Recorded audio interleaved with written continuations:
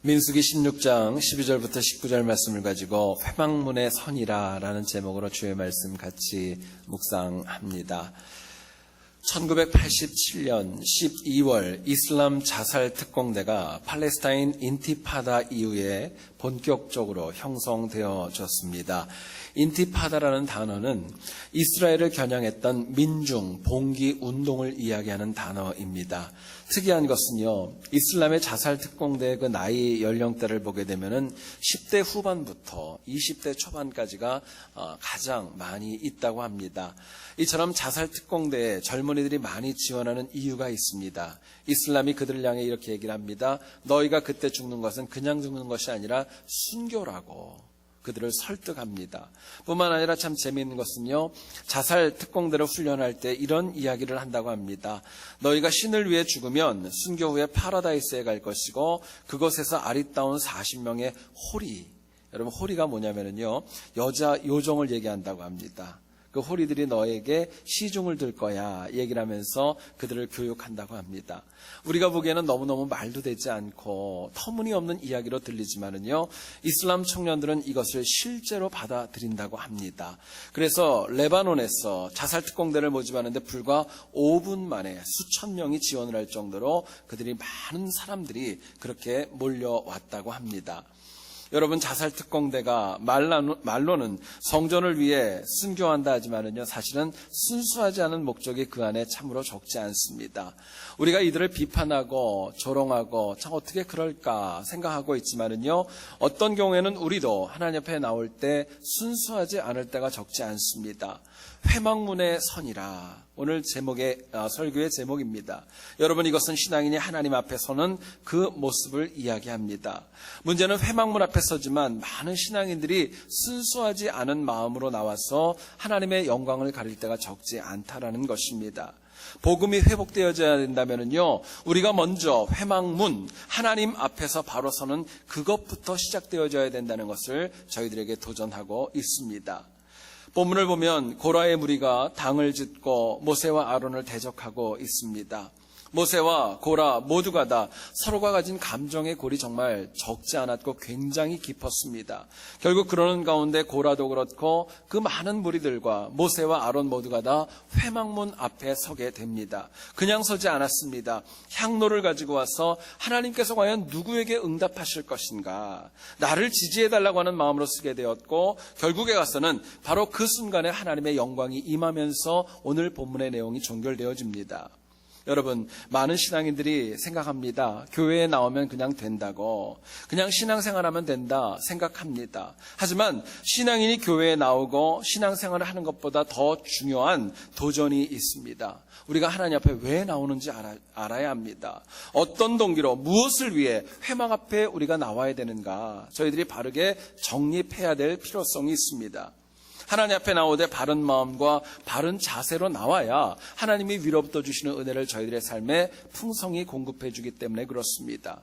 본문을 통하여서 우리가 회막문 앞에 설 때 어떤 마음가짐과 어떤 자세가 필요할까, 하나님 주시는 메시지 같이 한번 나누어 보기를 소원합니다. 첫 번째 생각할 것은요, 우리가 회막문에 설 때에 하나님을 이용하려고 하면 안 된다라고 이야기합니다. 하나님 앞에 나올 때요, 하나님을 이용하려는 마음이 있다면 하나님 기뻐하지 않는다는 것입니다. 12절을 한번 보시죠. 모세가 엘리압의 아들 다단과 아비람을 부르러 사람을 보냈더니 그들이 이르되 우리는 올라가지 않겠노라 말씀합니다. 모세가 아비람과 다단, 고라의 무리들을 회막으로 불렀습니다. 그런데 그들이 모세의 요구를 거부하고 맙니다. 여기에 본문 16절을 보시게 되면은요, 처음에는 사람들을 보내서 그들을 청했던 모세가 이제는 직접 찾아가서 회막 앞으로 나오라고 그들에게 요구하게 됩니다. 그리고 19절 말씀을 한번 보시죠. 고라가 온 회중을 회막문에 모아놓고 그 두 사람을 대적하려 하매 여호와의 영광이 온 회중에게 나타나시니라 말씀합니다. 고라가 마침내 회막 앞에 나온 이유가 있습니다. 온 회중을 회막문 앞에 모아놓고 모세와 아론을 대적하려고 그들이 회막문 앞에 나왔던 것입니다. 회막문에 나왔습니다. 그러나 하나님의 권위를 인정한 것이 아니라 그 권위를 가지고 모세와 아론을 대적하고 내 편을 들어달라고 하는 마음이 다단과 또 고라와 많은 그 대적하는 무리들의 마음에 있었던 것입니다.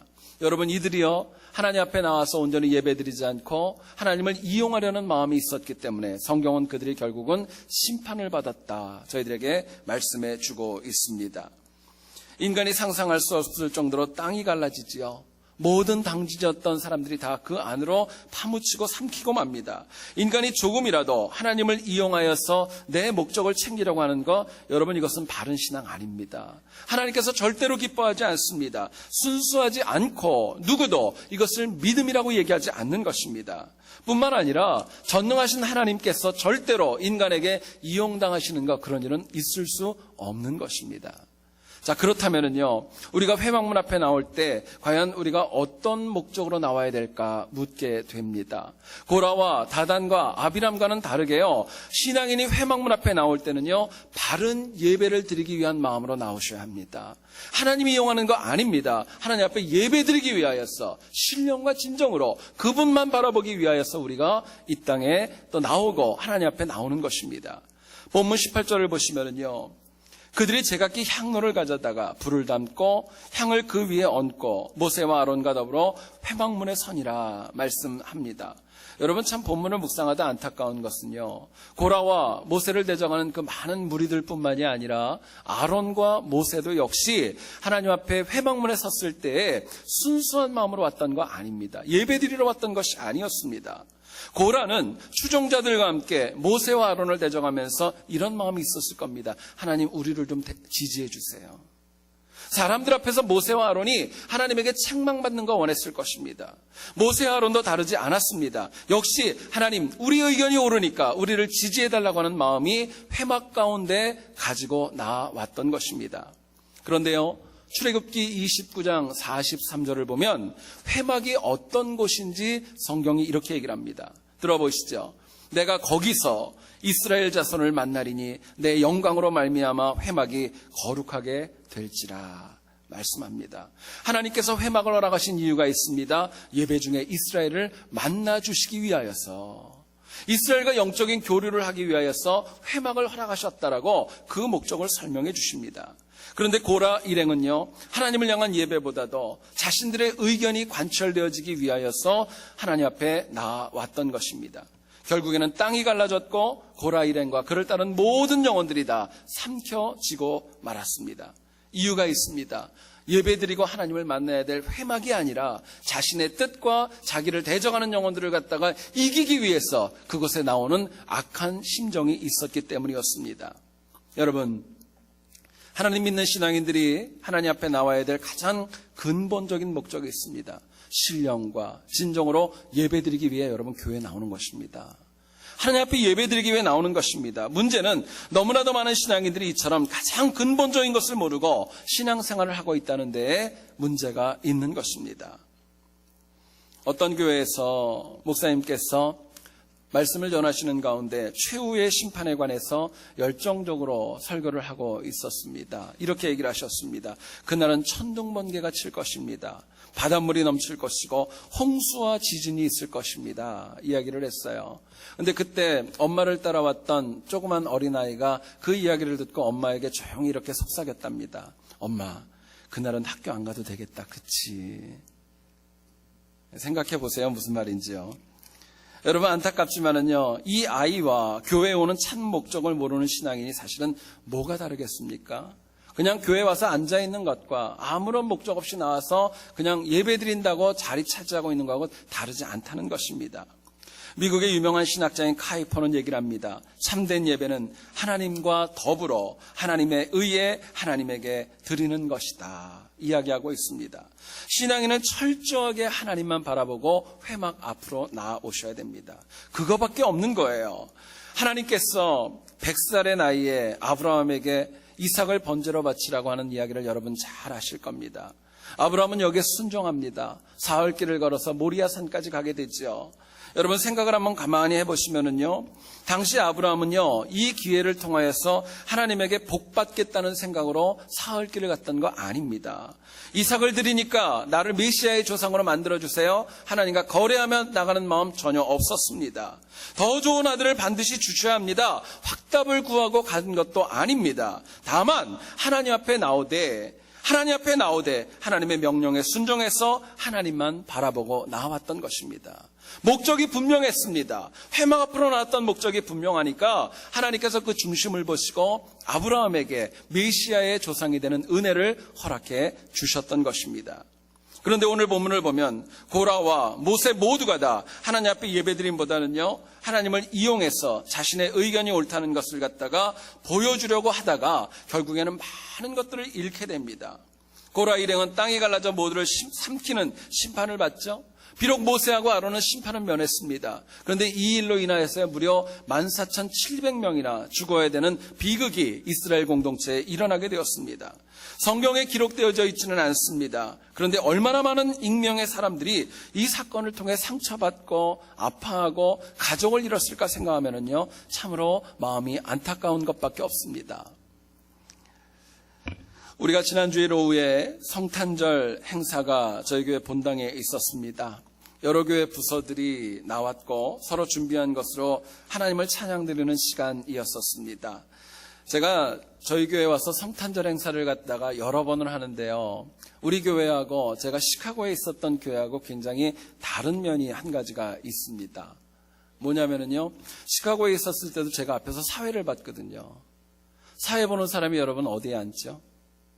맨 앞에 앉습니다. 제일 잘 보이는 자리에 앉는 거예요. 근데요, 한 해도 빼놓지 않고 젊은 엄마들이 꼭 앞에 나와서 사진 찍을 때 저한테 얘기했습니다. 저를 좀 비키라고. 등치 큰 사람이 여기 앉아있으니까 안 보인다고 비키라고 그러시더라고요. 근데요, 제가 세안교회 와서는요, 4년여를 있으면서 한 번도 그런 적을 제가 경험한 적이 없어요. 물론 속으로 그랬는지는 제가 모르겠어요. 근데 여러분, 지난주에도 보니까요, 얼마나 많은 부모님들이 카메라를 가지고 앞에 나오셔서 철저하게 당신들의 자녀에게만 집중하는지 제가 얼마나 많이 보았는지 모릅니다. 자신의 자녀가 어떻게 율동을 하고 어떻게 웃고 어떻게 보이는지 여기에 집중하고 또 집중하시더라고요. 여러분, 1년 중 몇 번 안 되게 강대상 앞이 가장 치열해지는 순간을 제가 보았습니다. 근데요, 제가 그 순간을 보고 집에 가면서 그런 생각을 해봤습니다. 예배 시간에도, 하나님 앞에 예배 드리는 시간에도 저렇게 좀 앞으로 좀 나오면 얼마나 좋을까, 얼마나 기쁠까, 그런 생각을 제가 해보았던 기억이 있습니다. 여러분, 우리가 주님 앞에 나올 때는요, 다른 거 없는 거예요. 하나님 바라보고 나오는 거예요. 회막문에 나오는 것은요, 하나님에게만 집중하는 겁니다. 어떤 목적이나 이유가 있는 거 아닙니다. 정말요, 내가 교회에 나와서 예배드리는 건 다른 거 없습니다. 하나님이 사랑하기 때문에 나오는 거예요. 하나님이 너무 좋기 때문에, 하나님의 찬양하고 하나님 말씀 듣고 하나님 앞에 기도하는 게 너무너무 좋기 때문에 이 자리에 나오는 거, 하나님이 그 믿음을 흠양하시는 겁니다. 찬송가 85장을 보면 이렇게 얘기를 합니다. 구주를 생각만 해도 이렇게 좋거든. 주 얼굴 배울 때야 얼마나 좋을까 찬양합니다. 여러분, 신앙인이 회막에 나오려면요, 이처럼 하나님을 생각하고 기쁘셔야 합니다. 즐거우셔야 되고요, 마음이 밝아지셔야 되는 거예요. 한번 물어보시죠. 여러분 각자는 어떤 마음으로 하나님의 성전 회막 앞으로 오늘 이 밤에 나오셨습니까? 혹시 내 억울함을 호소하기 위해서, 세상에서 받는 상처를 위로받기 위해서 힘들고 어려운데 내가 가진 소속감 때문에 이 자리에 나와 있지는 않습니까? 별로 내키지는 않는데 맡은 직분과 책임감 때문에 이 자리에 나와 있지는 않습니까? 아니면 교회에 오면 좀 편하고 사람들에게 인정받는 자리에 있기 때문에 나오는 것은 아닙니까? 여러분, 생각해 보셔야 돼요. 우리가 회막에 나오는 가장 근본적인 목적이 있다면 기쁨으로 예배드리기 위해 이 자리에 나오는 것입니다. 요한복음 4장 24절 저희들에게 이렇게 얘기를 합니다. 하나님은 영이시니 예배하는 자가 영과 진리로 예배할지니라 말씀하십니다. 영으로 예배하는 것입니다. 성령 하나님의 도움 가운데 우리가 예배드리는 것이고요, 마음속에 불순한 마음, 다른 세속적인 것들 다 내려놓고 신실한 마음으로 하나님만 바라보고 예배하는 거, 진정으로 예배드리는 것입니다. 그냥 회막으로 온 영혼들이 하나님을 기쁘게 할 수 있는 거 아닙니다. 회막에 오시되 영과 진리로 하나님에게 온전히 예배드릴 때마다, 그럴 때 하나님께서 우리에게 말씀하시는 거예요. 내가 그런 자를 찾고 있다고, 내가 그런 영혼을 찾고 있다고 말씀하십니다. 간절히 원하는 것, 여러분들이 교회에 오는 목적이 다른 것이 아니라 예배 드리기 위하여 이곳에 올 수 있기를 간절히 소원합니다. 여러분, 교회에서 나와서 봉사도 있습니다, 친교도 있고요. 교제와 선교가 있습니다. 그런데요, 사실은 이거 위에 교회 나오는 건 아닙니다. 가장 근본적인 목적은 하나님 앞에 영과 진리로 예배드리기 위해 나오는 것입니다. 예배가 제대로 하나님 앞에 드려질 때 비로소 내가 하나님 앞에 드리는 봉사와 친교와 또 교제와 선교 모든 것들이 다 의미 있고 열매가 있는 것입니다. 간절히 바라는 것, 여러분 각자가 교회에 올 때마다 정말 하나님이 기뻐서 하나님이 좋아서 회막 앞으로 나올 수 있기를 간절히 소원하고, 세안교회에 나오는 모든 영혼들이 그냥 오는 것이 아니라 신령과 진정으로 예배드리는 승리가 있기를 주님의 이름으로 축원드립니다. 두 번째로 생각할 것은요, 우리가 회막으로 나올 때 정죄하고 악한 마음으로 나오면 안 된다고 이야기합니다. 악한 마음, 정죄하는 마음으로 주의 몸된 교회로 나오는 거 아닙니다. 13절을 한번 보시죠. 내가 우리를 젖과 꿀이로 흐르는 땅에서 이끌어내어 광야에서 죽이려 함이 어찌 작은 일이기에 오히려 스스로 우리 위에 왕이 되려 하느냐 말씀합니다. 여러분, 고라의 무리들은요, 모세가 이스라엘을 광야에서 죽이려고 끌고 나왔다고 얘기를 합니다. 스스로 이스라엘의 왕이 되려 한다고 말도 되지 않는 내용을 가지고 모세를 폄하합니다. 고라는요, 회막에 나오기 전부터 이 무리들은 모세를 정죄하였고 비판하는 마음이 가득했던 것입니다. 근데 여러분, 모세도 마찬가지였더라고요. 15절 말씀을 한번 보세요. 주는 그들의 헌물을 돌아보지 마옵소서. 나는 그들의 낙이 한 마리도 빼앗지 아니하였고 그들 중에 한 사람도 해하지 아니하였나이다. 모세도 항변하며 나왔습니다. 결국 고라와 모세 모두 회막에 나왔지만은요, 서로를 정죄하는 마음이 적지 않았던 것입니다. 특히 19절 말씀을 보시면은요, 고라가 온 회중을 회막문에 모아놓고 그 두 사람을 대적하려 하매 여호와의 영광이 온 회중에게 나타나시니라 이야기합니다. 고라와 모세 모두가 다 하나님 앞에 나오긴 나왔습니다. 빈 마음으로 나온 거 아닙니다. 저 사람보다 내가 좀 낫고 저 사람을 정죄하고 대적하려는 마음으로 하나님 앞에 나왔던 것입니다. 여러분, 그렇기 때문에 당연히 예배드릴 수 없었습니다. 하나님의 은혜가 아닌 심판밖에 나타나지 않았습니다. 회막에 나온 것보다 어떤 마음을 가지고 나오는가가 여러분 더 중요한 거예요. 교회에 그냥 오는 게 중요한 것이 아니라 어떤 심정으로 무엇을 위해 이곳에 나오는지가 더 중요한 것입니다. 자, 그렇다면은요, 우리가 교회에 때마다 일마다 나와서 엎드리는데 어떤 마음으로 나올 때 하나님이 우리를 기뻐 흠양하실까 묻게 됩니다. 성경은 저희들에게 이렇게 얘기를 합니다. 정죄하고 악한 마음이 아니라 살리고 사랑하는 마음으로 나오라는 것입니다. 사랑하는 마음, 살리라는 마음으로 나올 때 하나님이 그 가운데 역사하시고 열매와 상급으로 채워주시는 겁니다. 여러분, 19절에서 고라는요, 모세를 향해 대적하는 마음, 철저히 적대감으로 회막에 나왔습니다. 그리고 민수기 16장 22절을 보면은요, 모세와 아론이 엎드려 이르되 하나님이여 모든 육체의 생명이 하나님이여 한 사람이 범죄하였거늘 온 회중에게 진노하시나이까 말씀하면서 엎드리게 됩니다. 여러분, 모세도요, 회막에 나와서 회중들이 심판받는 것은 두려웠던 것 같아요. 그런데 고라의 무리들이 심판받는 것은요, 전혀 개의치 않았던 것 같습니다. 결국 모세의 마음에도 고라 일행을 살리려는 마음은 조금 더 찾아볼 수 없었던 것입니다. 여러분, 결국 적대시하고 서로를 외면하고 악한 마음으로 나오니까요, 어떻게 되었습니까? 모세와 고라가 서로 두둔하는 가운데 무려 14,700명이 죽었다고 말씀을 드렸습니다. 고라 일행은요, 어른뿐만이 아니라 심지어는 어린아이들에 이르기까지 땅이 갈라져 삼킴을 받았다라고 이야기합니다. 생각해 보면은요, 이 일을 겪고 나서 모세와 아론의 마음이 어땠을까요? 이스라엘 백성들의 마음이 어땠을 것이라 생각합니까? 결국 누가 시작했던 간에 그건 중요한 거 아닙니다. 근데 대적하면서 죽게 나오는 것은요, 절대로 좋은 열매를 맺을 수 없다는 걸 하나님은 저희들에게 말씀해 주고 있는 것입니다. 살리는 마음이 필요합니다. 사도행전 9장에서 살기등등했던 사울이 하나님의 강권적인 은혜로 회심합니다. 회심한 사울은 아나니아의 보살핌으로 인하여서 회복이 된 다음에 곧바로 복음을 증거하며 말씀을 선포하게 됩니다. 여기에 대해 사도행전 9장 29절과 30절은 이렇게 얘기를 합니다. 또 주 예수의 이름으로 담대히 말하고 헬라파 유대인들과 함께 말하며 변론하니 그 사람들이 죽이려고 힘쓰거늘 형제들이 알고 가이사랴로 데리고 내려가서 다소로 보내니라 말씀하고 있습니다. 많은 이들이요, 핍박자 사울의 거듭남을 믿지 않았습니다. 너무 많은 사람들이 죽이려고 하니까 가이사랴를 지나서 길리게아 다소인 고향으로 보내게 되었던 것입니다. 사도행전 11장 25절에 다시 사울에 대한 이야기가 나옵니다. 바나바가 사울을 찾으러 다소에 가서 이야기하면서 사울에 대한 이야기가 재등장합니다. 여러분, 성경은요 불과 2장의 차이밖에 나지 않습니다. 근데 시간적으로 그 간격을 보면요 무려 11년의 시간이었습니다. 문제는 어떻게 사울이 11년 만에 다시 세상에 나올 수 있었는가? 저희들이 묻게 됩니다. 이유가 있다면요, 바나바가 사울을 아끼고 사랑하는 마음으로 살리려는 마음으로 그 영혼을 찾아갔던 것입니다.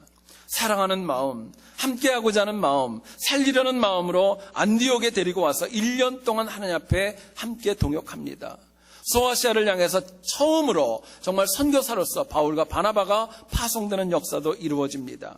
결국 한 영혼이 사랑하고 살리려는 마음이 있을 때 결국 버려진 사울을 이방인 구원을 위한 그릇으로 하나님이 힘있게 쓰실 수 있었습니다.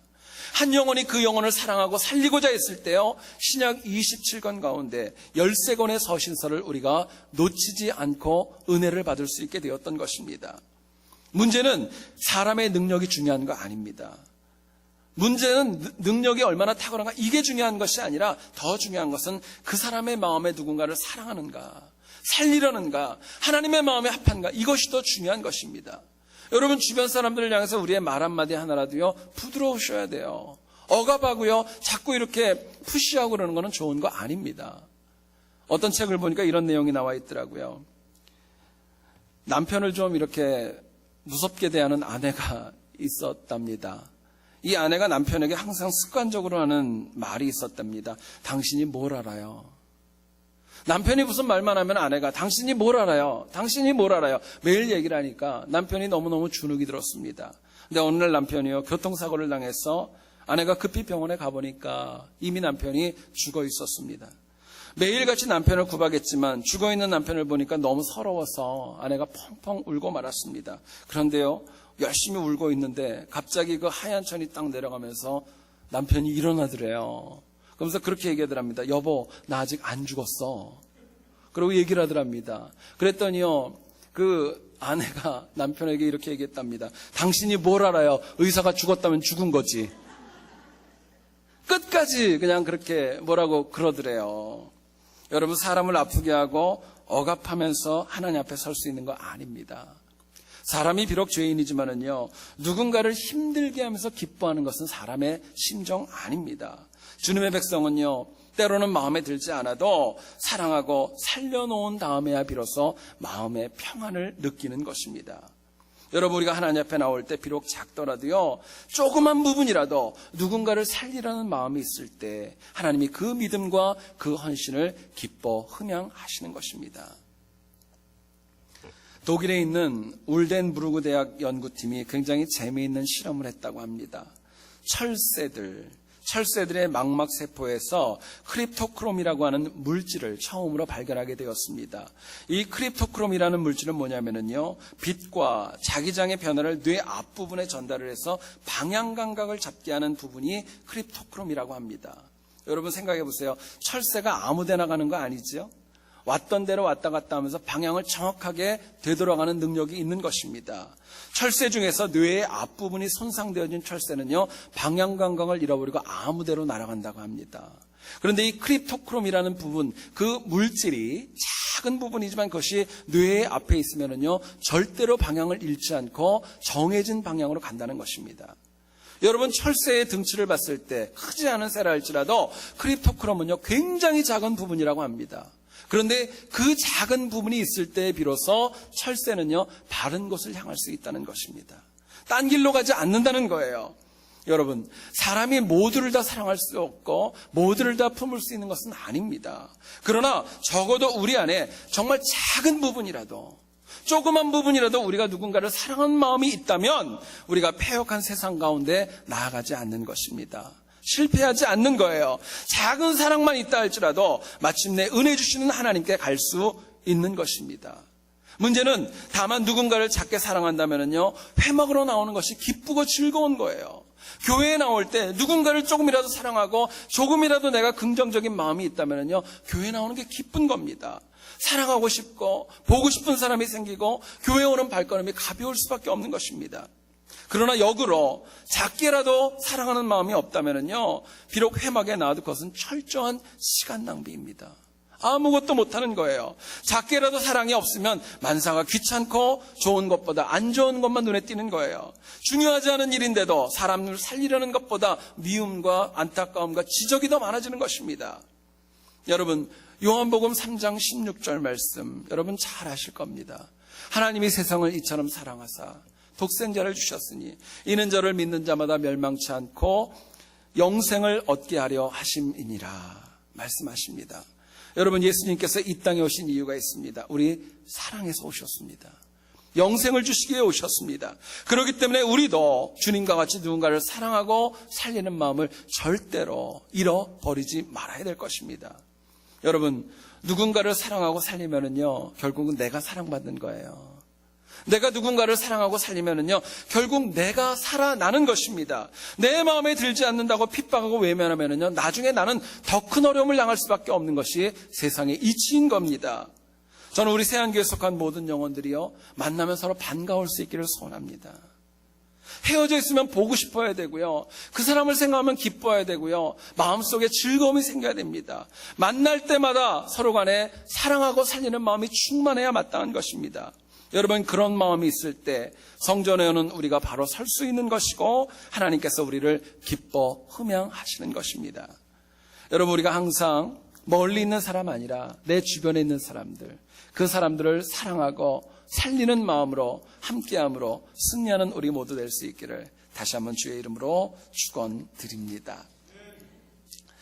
우리가 많이 쓰는 단어 가운데 그런 말이 있습니다. 양의 탈을 쓴 늑대라는 말을 여러분 사용해 보신 적이 있을 거예요. 근데 저는 이 말을 좀 역으로 한번 생각해 봤습니다. 여러분 한번 생각해 보세요. 늑대가 양의 탈을 쓰면 안 되는 겁니까? 한번 생각을 해보시죠. 늑대가 양의 탈을 쓰면 왜 안 되는 것입니까? 사실 쓰는 거는 문제가 없죠. 근데 중요한 건 뭐냐면요, 양의 탈을 쓰는 목적과 그 마음이 불순하기 때문에 그것이 악한 것입니다. 현대 신앙인들이 회막에 나올 때도요, 양의 탈을 쓰고 올 때가 참 적지 않다 여겨집니다. 여러분, 우리가 이거를 피하기 위해서는요, 회막에 나올 때는요, 하나님을 이용하기보다는 예배 드리러 나오는 열정이 저희들에게 필요합니다. 누군가를 정죄하는 것보다 사랑하고 살리려는 마음으로 하나님 앞에 나올 수 있어야 됩니다. 그럴 때 주님 앞으로 나온 우리를 주님이 기뻐 흠양하시고 그 공동체가 말씀과 은혜 가운데 서 가는 것입니다. 이제 2012년을 저희들이 오늘로 수요 예배는 마칩니다. 여러분, 내년에도 하나님께서 우리에게 주시는 많은 은혜, 정말 저희들이 기대하기 위해서는요, 저희들이 사모하는 마음으로, 예배드리고자 하는 마음으로, 사랑하고 살리려는 마음으로 회막 앞으로 나오는 우리 모두 될 수 있기를 다시 한번 주의 이름으로 축원드립니다. 우리 같이 찬양하며 기도하는 시간 가지죠. 우리 두 번째 했었나요? 주만 바라볼지라. 저희들 같이 찬양합니다.